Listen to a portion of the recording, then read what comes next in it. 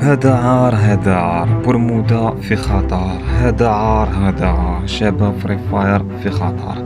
الدراري والبنات، قبل ما نهضروا على الكارثه ديال التحديث الجديد نهضروا على البوست اللي حطاتو كارينا قبل ما تحط التحديث، اللي هو هذا. بدا العجيب في الامر او الخطير في الامر انها قالت: لقد لفت انظارنا فقط للافضل تم اختيارهم للقتال. هل وصلتك الدعوه؟ اغلبيه ديال الناس يقولوا هادشي عادي اللي قلت، فينا هو هادشي اللي خطير اللي قلتي.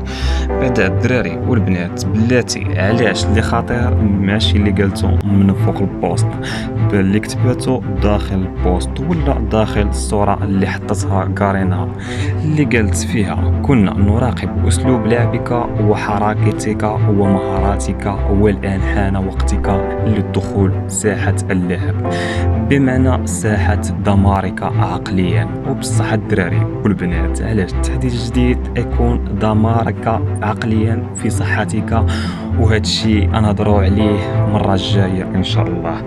دابا نفسر لكم هذا الشيء اللي قالت قارينا بالعربيه او بالدارجه، انها قالت اي حاجه درتيها ولا هضرتي فيها داخل اللعبه مع الاصدقاء ديالك كانت مراقب فيها. فهمتوا؟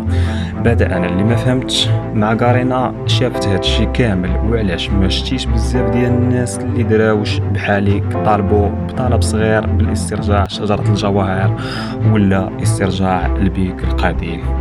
بعدا بلا ما تقولها لكم هي، انا غادي نقولها لكم. للاسف الدراري عمرهم يرجعوا اي حاجه كانت قديمه من شحال هذه.